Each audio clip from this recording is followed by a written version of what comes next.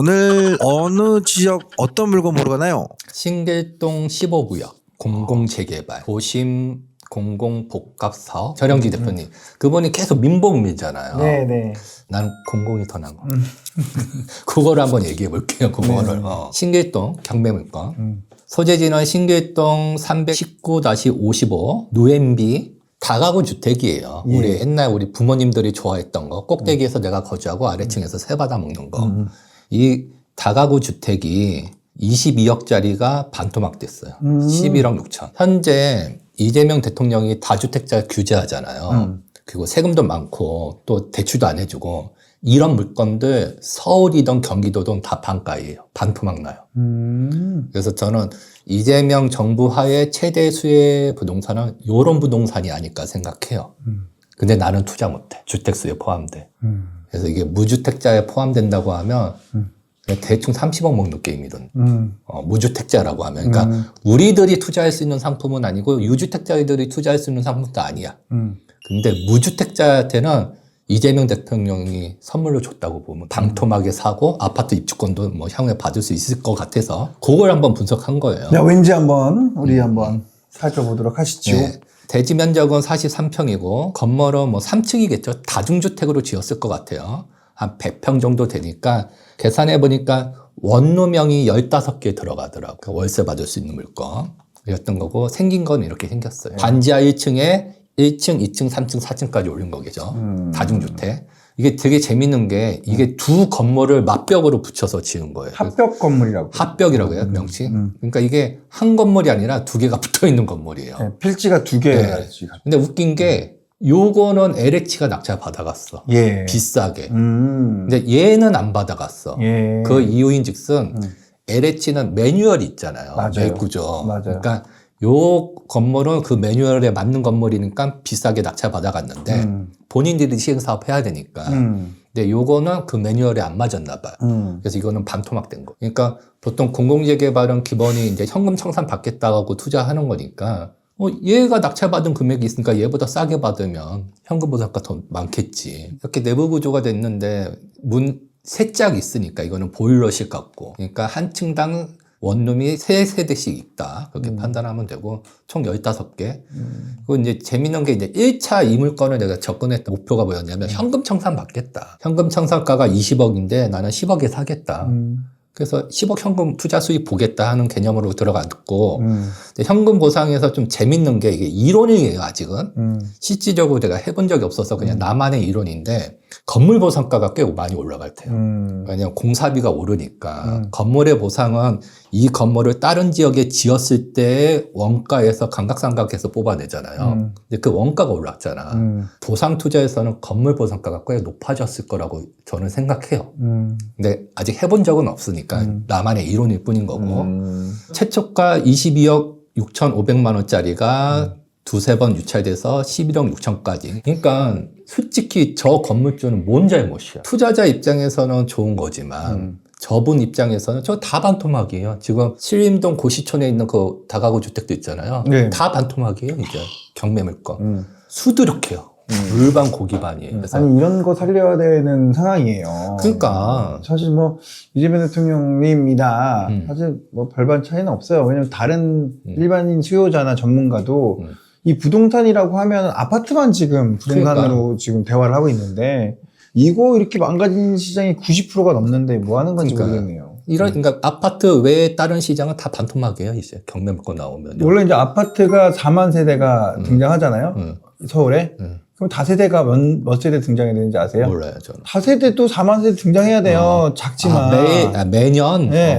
같이 등장했는데 그치, 뭐. 지금 뭐 물론 이번에 뭐 2만 세대, 만 세대 계속 이제 공급량은 줄어들어요. 앞으로. 그런데 문제는 3년 전부터 4년 전부터 이미 다세대는 공급이 제로였단 말이에요. 그 제로인 이유가 사용 가치와 뭐 매매 가치 두 개 다 없어져 버린 상황인 이런 시장이 어떤 붕괴된 거는 왜곡을 넘어서서 빅 트러블이 생긴 건데 이런 거 파악은 안 하고 뭐 하는지 모르겠어요. 그러니까 그때 있잖아요. 규제를 할수록 자영업자는 더 박살 날 거고 서민들은 더 힘들어질 거고 그게 200년, 300년 전 그 고전에도 다 써여 있는데 왜 그 짓을 하는지는 막 본인들의 어떤 신념이 있겠죠. 냉정하게 생각하면 저한테는 절호의 기회가 왔어요. 그러니까 이분이 지금 냉정하게 발음이 안 되는 분이에요. 냉전하게 이렇게 얘기하시는 분이지만 그렇지만 돈 되는 그 정보나 그런 물건들에 대한 거는 저는 그 누구보다 좀 빨리빨리 가져옵니다. 여러분들 그 시간을 놓치시면 큰일 나요. 빨리 강의 신청하시고 어떻게 이분이 투자를 하는지 따라가셔야 된다라고 말씀드립니다. 이건 여러분들을 위해서 하는 말이에요. 그리고 대략 어쨌든 이게 보상가는 아니지만 예. 그래도 이제 감정평가사가 시가 보상을 했었을 테니까 했을 때 토지는 한 16억 나왔고 건물이 6억 7천 나왔는데 이 건물 보상가가 많이 올라갈 수 있다. 토지는 어쨌든 개발 이익을 배제해야 되고 근데 계산해 놓은 거 있으니까 좀 이따 볼게요. 대지 43평에 뭐 다중주택 1층은 사무실인데 주택으로 사용하고 있는데 위반 건축물로 안 찍혀 있더라고요. 하여튼 15개 호스 원룸 하나당 40만 원 잡으니까 15개면 이것만 해도 600만 원이에요. 월세 하는 거고 여기 2종 나왔네. 그러니까 공공재개발인데 종상향까지는 아직 안 해줬나 봐요. 그러니까 이걸 빗대서 저기가 설마 1종은 아니었겠지. 그냥 2종이었겠죠. 했었던 부분인 거고 권리관계는 최선순위 근저당보다 앞선 권리는 없으니까 다 없어지는데 이제 세입자 한 분 김자성을 가지고 있는 어머님 같아요. 이름은 이분만 대항력이 있어서 낙찰 받아도 1,500만 원을 우리가 물어줘야 돼. 그러니까 이건 뭐 물어주면 되지 뭐 1,500만 원이야 10억 버는데. 거짓말 하지 안 주잖아. 뭐 아니야 이건 물어줘야 돼요. 안 물어줘야 되니까. 배당 신청도 안 했어요. 예, 물어주면 되고 나머지 다 문제 없는데 살짝 외국인. 그러니까 중국 사람, 뭐 조선인이 있는데 그건 가짜인 것 같은데 어쨌든 명도도 큰 이슈 없는 것 같아요. 대부분 세입자가 보증금을 다 받아가요. 받아갈 때 나한테 사인 받아가야 되잖아요. 그러니까 큰 의미 없고 이런 물건을 분석을 했어요. 한 거고 그럼 다시 이제 원점으로 들어가서 요약본을 볼게요. 우선 내가 이 물건을 수용 목적으로 ANU가 요번에 당선된 거예요. 신기 15구역 공공재개발. 민가처럼 생겼네. 조감도 그린 거고 이거보다 뭐 또 수정사항은 있겠지만 아직 시공사는 선정 안 됐는데 뭐 시공사도 뭐 현대든 대리미든 삼성물산 들어갈 것 같고 그러니까 시행만 LH가 하는 거지 짓는 거는 민간이 하니까 기회 되시는 분들은 무조건 했으면 좋겠어. 무주택자들은. 이 물건을 한번 요약해 볼게요. 20억짜리가 16억, 11억까지 떨어졌고 예상 보상가를 간평을 했어요. 제가. 그래서 21억 나오더라고. 현재 시점에. 근데 실제 보상 시점은 내년이나 내후년이니까 이거보다 더 오르겠지. 현금 청산 받아도 21억짜리는 물건이야. 근데 11억까지 떨어졌으니까 낙찰받아서 현금 청산 받으면 돼. 근데 웃긴 게 입주권이 안 나올 것 같으면 다 반토막이라고. 아파트 안 받으면 되지 뭐. 현재 반토막된 평당 유찰가는 2,700인데 아까 특이사항 있었잖아요. 바로 옆 건물, 맞벽 건물이라고 합벽 건물. LH가 얼마에 낙찰받아가냐면 4,300에 낙찰받아갔어. 그것도 25년 11월 달 몇 달 전에. 그러니까 누가 보더라도 요게 보상할 텐데 요 금액에 팔고 있으니. 신기 15구역 2차 설명회를 한 적이 있어요. 이때 이 지역 전체 단독주택 평균가가 3,400 나왔더라고. 이 물건은 대로변했어. 또 신축이고 평균 단독주택 종전가는 허름한 거 다 있을 거 아니에요.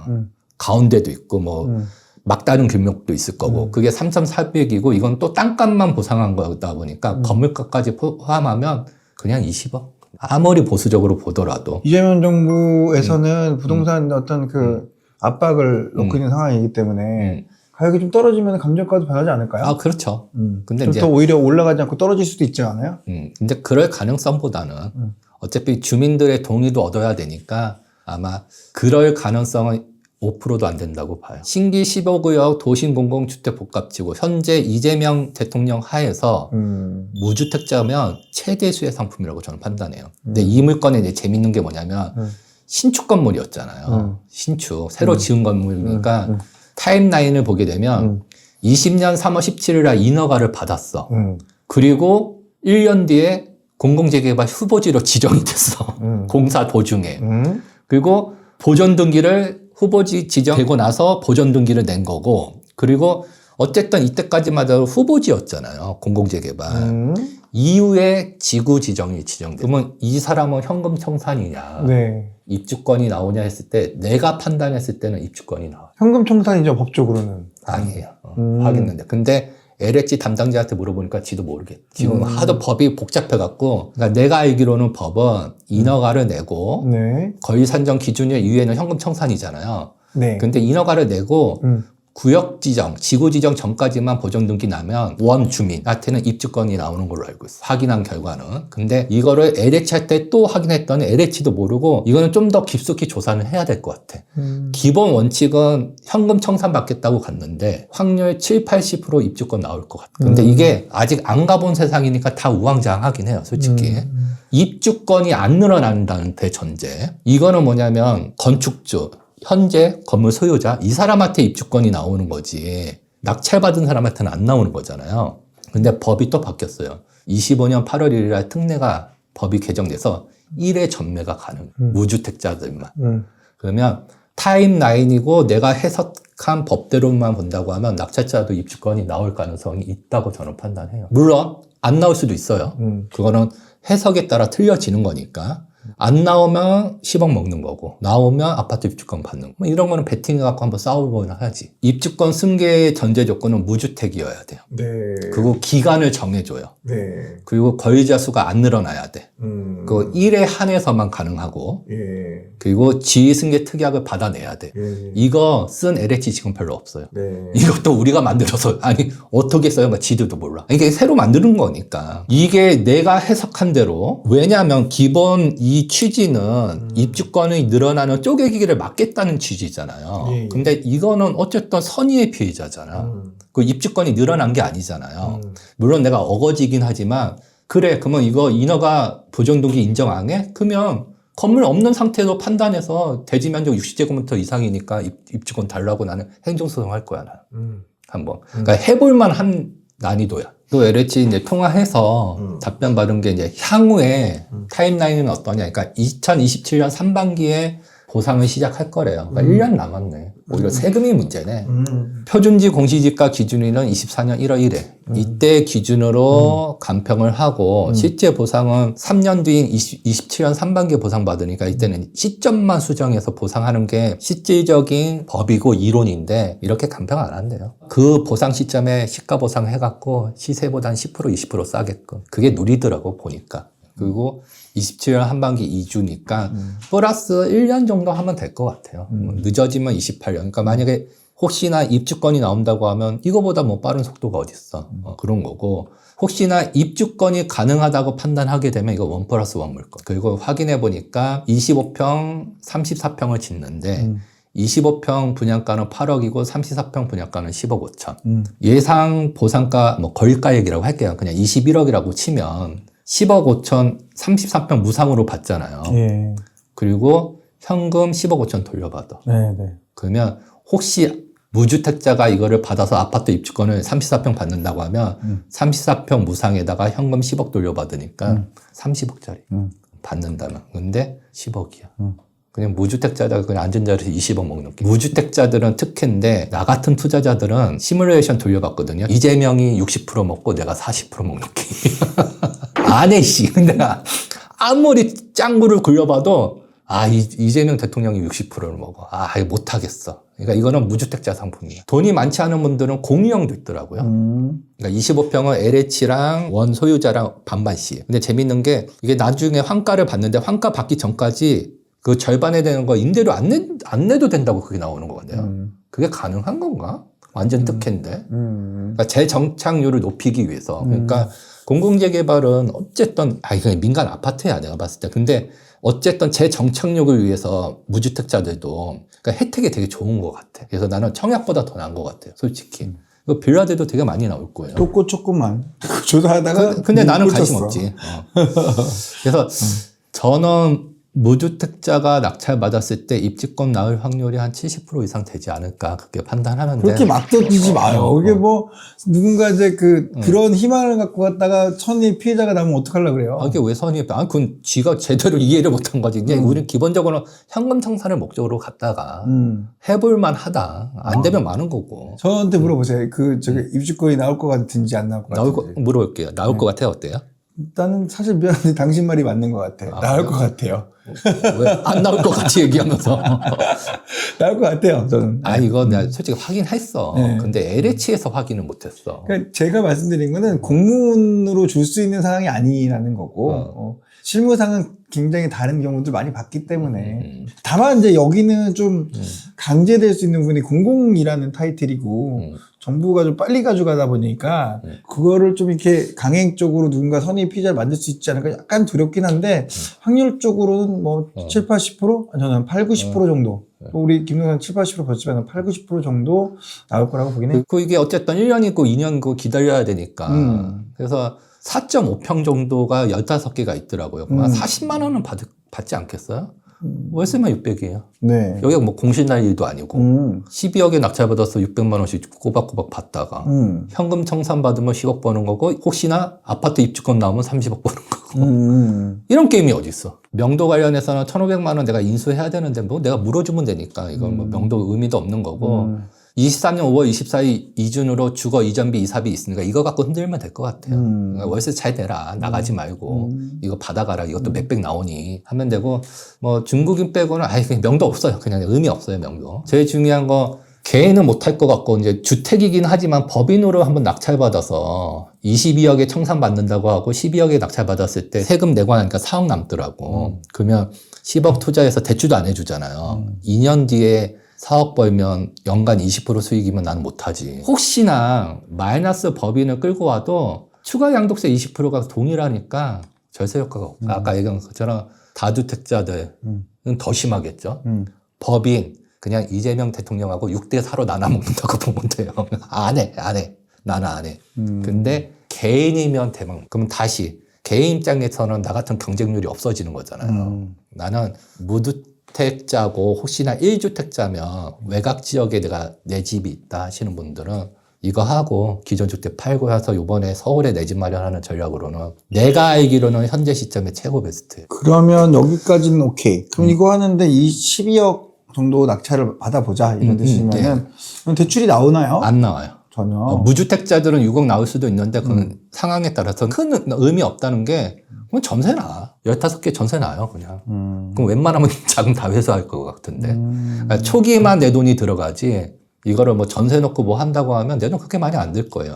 제가 이제 현 이재명 정권이 대충 10년 갈 것 같은데 10년 그럼 내가 적응해야 되잖아요. 나도. 그때 원래는 이제 원형지 땅 전답 임야 개발하는 쪽으로 이제 가려고 했다가 살짝 다시 턴한 게 그냥 재개발 모아타운 뭐 공공재개발 민간 다 포함해서 현금 보상 받는 지역에서 주택이 아닌 물건 그 컨디션으로 투자하는 게 절반이고 나머지는 호스텔 한번 지어보려고요. 하도 관광사업 하니까. 그러니까 이 두 가지를 기본 컨셉으로 한 5년, 10년 계속 투자를 하려고. 에어비앤비 같이 이제 호스텔을 아예 지어놓고. 숙박업을 좀 해보겠다고. 그건 너무 대세 흐름인 거고 나만 뒤처지는 느낌이 들어서 그건 해보려고 하는 거고. 원래는 성공한 사람들만 호텔 리어를 만드는 건데 요즘은 많아지는 것 같아요. 네.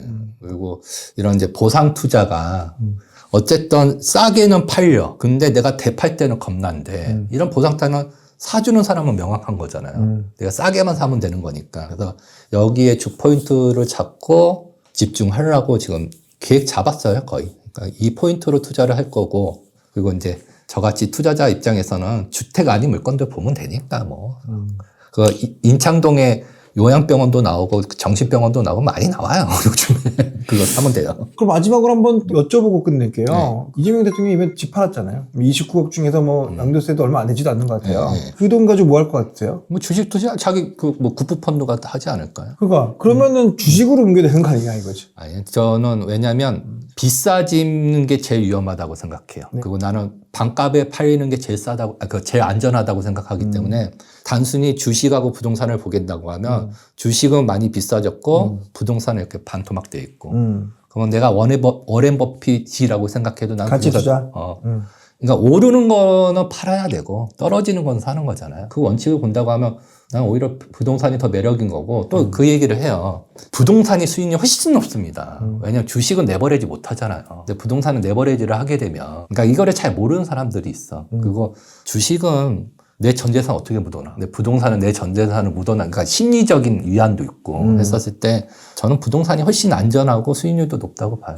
내가 여기서까지는 못했지만 내가 비트코인 수익률보다 내가 높은데 뭐 부동산도 그러니까 몰라서 그래 사람들이 그런 거고요. 이재명 대통령님이 그 주식으로 돈이 옮겨가게 되면은 떡상할 수밖에 없잖아요, 주식이. 본인이 그쪽을 주식을 밀면. 근데 우리 김동산 형 이야기 같은 걸 듣고 싶었던 거예요. 왜냐면 지금 부동산 가격이 떨어진다. 그건 결국은 이재명 대통령이 누르기 때문인데 누르는데도 불구하고 아무리 생각해도 우리 김동산 형님 생각에는 부동산이다 이런 거잖아요. 그렇죠. 네. 여러분들 오늘 이야기가 참고가 되셔서 투자하시는 데 도움이 됐으면 좋겠습니다. 오늘도 좋은 하루 보내시고요. 저희 영상 끝까지 시청해 주셔서 감사드립니다. 안녕히 계십시오. 네.